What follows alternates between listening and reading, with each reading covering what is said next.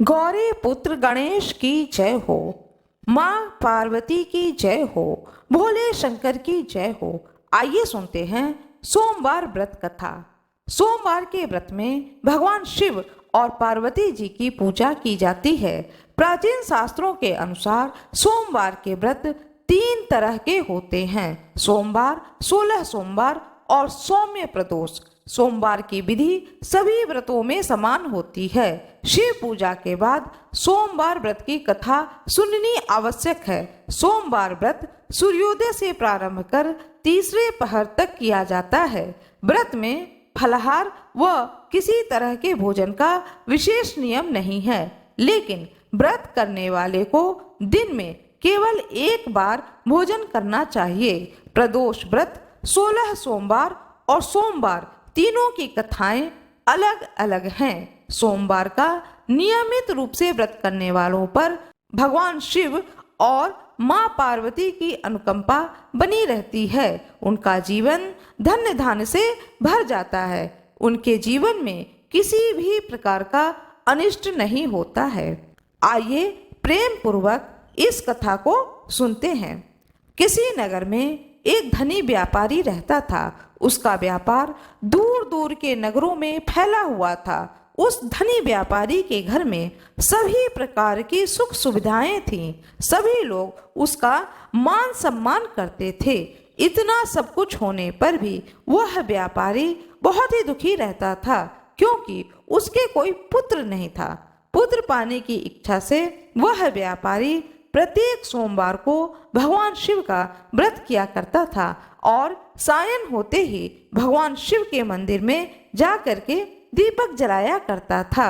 उस व्यापारी की भक्ति भावना को देखकर एक दिन माँ पार्वती ने भगवान शंकर से कहा, हे भोलेनाथ, यह व्यापारी आपका परम भक्त है। कितने दिनों से यह नियम से सोमवार का व्रत और पूजा कर रहा है। आप इस व्यापारी की मनोकामना अवश्य पूरी कीजिए। भगवान शिव ने मुस्कुराते हुए बोले, हे पार्वती, इस संसार में सबको उसके कर्म के अनुसार फल की प्राप्ति होती है। यदि कोई नीम का वृक्ष लगाता है तो उसकी कड़वी निबैली ही मिलती है। अतः प्राणी जैसा कर्म करता है उन्हें वैसा ही फल प्राप्त होता है। भगवान शिव के उत्तर से माँ पार्वती संतुष्ट न हुई। वह उनसे बार बार आग्रह करने लगी। माँ पार्वती का आग्रह देखकर भगवान शिव ने कहा कि तुम्हारे आग्रह करने पर मैं इस व्यापारी को पुत्र प्राप्ति का वरदान देता हूँ, लेकिन इसका पुत्र 16 वर्ष से अधिक जीवित नहीं रहेगा। भगवान शिव ने स्वप्न में उस व्यापारी को दर्शन देकर उसे पुत्र प्राप्ति का वरदान दिया और उसके पुत्र के अल्प आयु के बारे में बात बताई। कहा भगवान ने कि उसका पुत्र 16 वर्ष तक ही जीवित रहेगा। भगवान के वरदान से व्यापारी को खुशी भी हुई, लेकिन पुत्र की अल्प आयु की चिंता ने उस खुशी को नष्ट कर दिया। व्यापारी पहले की ही तरह सोमवार का विधिवत व्रत करता रहा। कुछ महीने बीत जाने पर व्यापारी की पत्नी ने गर्भ धारण किया। 9 महीने के पश्चात उसके घर में एक सुंदर पुत्र का जन्म हुआ। पुत्र जन्म से व्यापारी के घर में खुशियां भर गईं। बहुत धूमधाम से पुत्र जन्म का समारोह मनाया गया, लेकिन व्यापारी को पुत्र जन्म की अधिक खुशी नहीं हुई, क्योंकि उसे पुत्र की अल्प आयु का रहस्य पता था। व्यापारी ने पुत्र की अल्प आयु का रहस्य घर में किसी को नहीं बताया था। विद्वान ब्राह्मणों ने उस पुत्र का नाम अमर रखा। जब उस व्यापारी का पुत्र 16 वर्ष का होने वाला था, उसी समय उसकी शिक्षा के लिए उसे बनारस भेजने का व्यापारी ने निश्चय किया।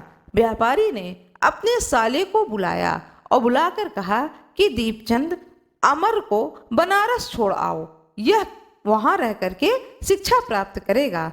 व्यापारी ने दीपचंद को बहुत सा धन देकर अमर के साथ विदा कर दिया। रास्ते में जहां भी अमर और दीपचंद रात्रि में विश्राम के लिए ठहरते थे, वहीं यज्ञ करते थे और ब्राह्मणों को भोजन कराते थे। लंबी यात्रा के बाद अमर और दीपचंद एक बहुत ही बड़े नगर में पहुंचे। उस नगर के राजा की कन्या के विवाह की खुशी में पूरे नगर को खूब सजाया गया था। निश्चित समय पर बारात आ गई, लेकिन वर के एक आंख से काना होने के कारण वर का पिता बहुत ही चिंतित था। उसे इस बात का भय सता रहा था कि राजा को वर के काना होने का पता चलने पर कहीं वह विवाह से इनकार न कर दे। राजा ने इनकार कर दिया तो बारात को वापस ले जाना पड़ेगा। यदि ऐसा हुआ तो उसकी बहुत ही बदनामी होगी। वर के पिता ने व्यापारी के बेटे अमर को उसी समय देखा। तब उसके मस्तिष्क में एक विचार आया। उसने सोचा, क्यों न इस लड़के को दूल्हा बना करके राजकुमारी से विवाह करा दूं। विवाह के बाद उस लड़के को धन देकर विदा कर दूंगा और मैं राजकुमारी को अपने नगर में ले जाऊंगा। वर के पिता ने अमर और उसके मामा दीपचंद से बात की। दीपचंद ने धन मिलने के लालच में वर के पिता की बात को स्वीकार कर ली। अमर को दूल्हा बना दिया गया और राजकुमारी के साथ में उसका विवाह हो गया। इधर अमर जो है वह बहुत परेशान हो जाता है कि मैं राजकुमारी को सच्चाई अवश्य ही बताऊंगा, मैं उससे झूठ बोलकर यहाँ से नहीं जाऊंगा। अमर ने इसके लिए एक युक्ति निकाली। अमर राजकुमारी से सच्चाई को छिपा न सका और वहां से चलते समय सोती हुई राजकुमारी की चुनरी पर लिख दिया कि हे राजकुमारी, तुम्हारा विवाह तो मेरे साथ हुआ था। मैं तो बनारस शिक्षा प्राप्त करने जा रहा हूँ। अब तुम्हें जिस नव युवक की पत्नी बनना पड़ेगा वह एक आंख से काना है और तुम्हारी विदाई उसी युवक के साथ होगी। सुबह उठने पर राजकुमारी ने जब अपनी चुनरी पर लिखा हुआ पढ़ा तो उसने शोर मचा दिया और उस काने लड़के के साथ जाने से इनकार कर दिया। राजा ने जब यह सारी बात जानी तो राजकुमारी को अपने महल में ही रख लिया। उधर अमर अपने मामा दीपचंद के साथ बनारस पहुंचा। अमर ने गुरुकुल में पढ़ना शुरू कर दिया। जब अमर की आयु 16 वर्ष पूरी हो गई तो उसने एक यज्ञ किया। यज्ञ की समाप्ति पर ब्राह्मणों को भोजन कराया, खूब अन्न और वस्त्र दान में दिए। तभी अमर ने अपने मामा जी से कहा कि मामा जी, मेरी तबीयत जो है वह कुछ ठीक नहीं लग रही, मैं अब सोना चाहता हूँ। यह कह करके अमर अपने कमरे में जाकर बिस्तर पर सो गया। भगवान शिव के वरदान के अनुसार सोते सोते अमर के प्राण निकल गए। सूर्योदय होने पर मामा ने अमर को जगाया तो उसे मृत देखकर रोने लगे। आसपास के लोग भी एकत्र होकर के दुख प्रकट करने लगे। मामा के रोने और विलाप करने के स्वर समीप से गुजरते हुए भगवान शिव और माँ पार्वती ने भी सुनी। माँ पार्वती ने भगवान से कहा, हे प्राणनाथ, मुझसे यह रोने के स्वर सहन नहीं हो रहे, आप इस व्यक्ति के कष्ट अवश्य दूर करें। भगवान शिव ने माँ पार्वती के साथ अदृश्य रूप में समीप जाकर देखा तो माता पार्वती से कहे कि यह तो उसी व्यापारी का पुत्र है, मैंने इसे 16 वर्ष की आयु का वरदान दिया था, इसकी आयु पूरी हो गई और इसके प्राण निकल गए। माँ पार्वती ने शिव जी से प्रार्थना की कि हे प्राणनाथ, आप इस बालक को जीवित कर दें, नहीं तो इसके माता पिता पुत्र की मृत्यु के कारण रो रो करके अपने प्राणों का त्याग कर देंगे। इस बालक का पिता तो आपका परम भक्त है, वर्षों से सोमवार व्रत करते हुए आपको भोग लगा रहा है। माँ पार्वती के आग्रह करने पर भगवान शिव ने उस बालक को जीवित होने का वरदान दिया तो कुछ ही क्षण में वह जीवित होकर के उठ गया। सारा वातावरण खुशियों से भर गया। शिक्षा का समापन करके अमर अपने मामा के साथ अपने नगर को चल दिया। चलते चलते दोनों उसी नगर में पहुंचे जहां पर अमर का विवाह हुआ था। उस नगर में भी अमर ने यज्ञ का आयोजन किया। समीप से गुजरते हुए नगर के राजा ने यज्ञ का आयोजन देखा। राजा ने अमर को तुरंत पहचान लिया। यज्ञ समाप्त होने पर राजा अमर और उसके मामा को महल में ले गए और कुछ दिन उन्हें महल में रखकर बहुत सा धन, वस्त्र आदि देकर राजकुमारी के साथ विदा किया। दीपचंद ने नगर में पहुंचते ही एक दूत को घर भेज करके आने की सूचना भेजी। अपने बेटे को जीवित वापस लौटने की सूचना से व्यापारी बहुत प्रसन्न हुआ। व्यापारी ने अपनी पत्नी के साथ अपने को एक कमरे में बंद कर रखा था। भूखे प्यासे रहकर व्यापारी और उसकी पत्नी बेटे की प्रतीक्षा कर रहे थे। उन्होंने प्रतिज्ञा कर रखी थी कि यदि उन्हें अपने बेटे की मृत्यु का समाचार मिला तो दोनों अपने प्राण त्याग देंगे। व्यापारी अपनी पत्नी और मित्रों के साथ नगर के द्वार पर पहुंचा। अपने बेटे के विवाह का समाचार सुन करके और पुत्र वधू राजकुमारी चंद्रिका को देखकर व्यापारी की खुशी का ठिकाना नहीं रहा। उसने अमर को छाती से लगाकर बहुत प्यार किया। उसी रात भगवान शिव ने स्वप्न में आकर कहा, हे सृष्टि, मैंने तेरे सोमवार के व्रत करने और कथा सुनने से प्रसन्न होकर के तेरे पुत्र को लंबी आयु प्रदान करी। व्यापारी बहुत प्रसन्न हुआ। जिस प्रकार से भगवान भोलेनाथ ने उस व्यापारी की सारी मनोकामनाओं की पूर्ति की, उसी प्रकार से भगवान भोलेनाथ अपने भक्त की सारी मनोकामनाओं की पूर्ति करें। भगवान भोले बाबा की जय हो। माता पार्वती की जय हो। राधे राधे। ओम नमः शिवाय। आज मैं आप लोगों को श्रावण मास का आध्यात्मिक महत्व के बारे में बताने जा रही हूँ। श्रावण मास का इतना अधिक महत्व हमारे शास्त्रों में क्यों बताया गया है, आइए जानते हैं। श्रावण अथवा सावन हिंदू पंचांग के अनुसार वर्ष का 5वां महीना, ईसवी कैलेंडर के अनुसार जुलाई या अगस्त माह में पड़ता है। इस वर्ष श्रावण मास 22 जुलाई से 19 अगस्त तक रहेगा। इसे वर्षा ऋतु का महीना या पावस ऋतु भी कहा जाता है, क्योंकि इस समय बहुत वर्षा होती है। इस माह में अनेक महत्वपूर्ण त्योहार मनाए जाते हैं, जिसमें हरियाली तीज, रक्षाबंधन, नाग पंचमी, श्रावण पूर्णिमा और दक्षिण भारत में नारियली पूर्णिमा व अवनी अवितम, मध्य भारत में कजरी पूनम, उत्तर भारत में रक्षाबंधन, गुजरात में पवित्रोपना के रूप में मनाया जाता है। त्योहारों की विविधता ही तो भारत की विशिष्टता की पहचान है। श्रावण यानी सावन। सावन माह में भगवान शिव की आराधना का विशेष महत्व है। इस माह में पड़ने वाले सोमवार सावन के सोमवार कहे जाते हैं, जिसमें स्त्रियां तथा विशेष तौर से कुंवारी युवतियां भगवान शिव के निमित्त व्रत रखती हैं। महादेव को प्रिय है सावन का महीना। सावन माह के बारे में एक पौराणिक कथा है कि जब सनत कुमारों ने भगवान शिव से उन्हें सावन महीना प्रिय होने का कारण पूछा, तो भगवान भोलेनाथ ने कहा कि जब देवी सती ने अपने पिता दक्ष के घर में योग शक्ति से शरीर को त्याग दिया था, उससे पहले देवी सती ने महादेव को हर जन्म में पति के रूप में पाने का प्रण किया था।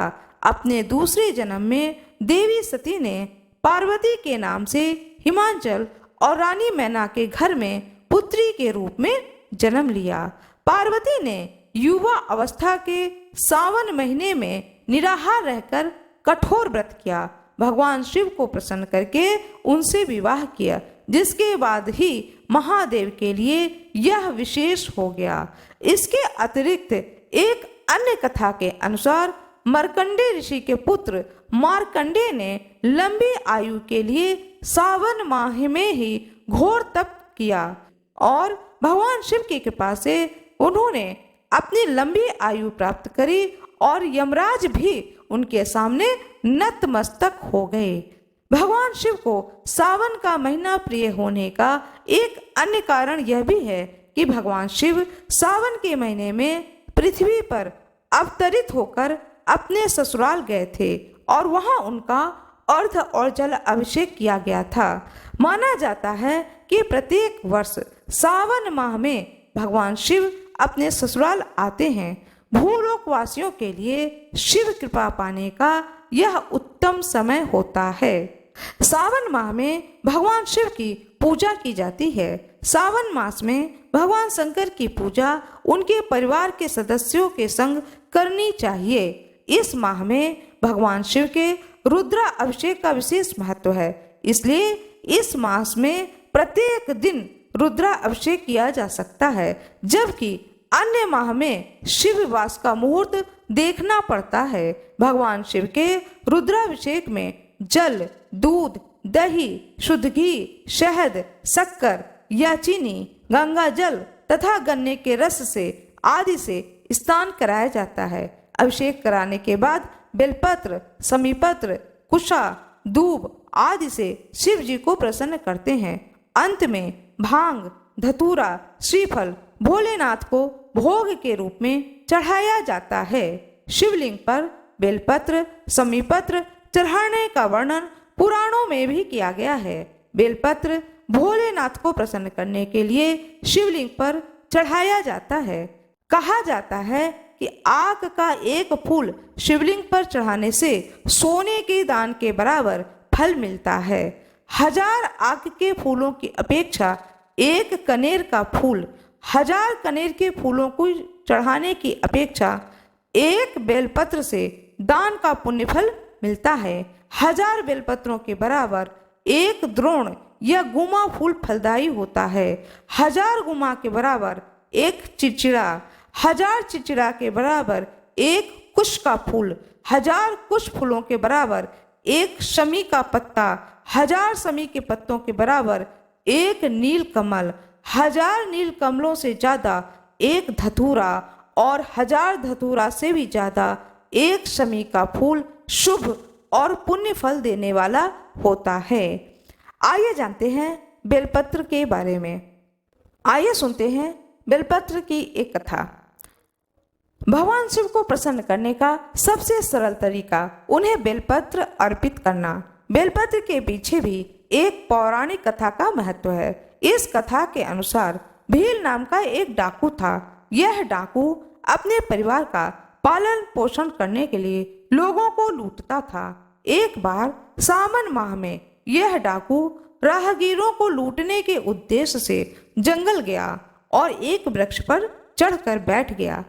एक दिन रात पूरा बीत जाने पर भी उसे कोई शिकार नहीं मिला। जिस पेड़ पर वह डाकू छिपा था वह बेल का पेड़ था। रात दिन पूरा बीतने पर वह परेशान होकर बेल के पत्ते तोड़कर नीचे फेंकने लगा। उसी पेड़ के नीचे एक शिवलिंग स्थापित था।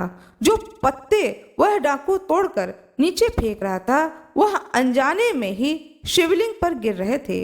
लगातार बेल के पत्ते शिवलिंग पर गिरने से भगवान शिव प्रसन्न हो गए और अचानक ही डाकू के सामने प्रकट हो गए और डाकू को वरदान मांगने को कहा।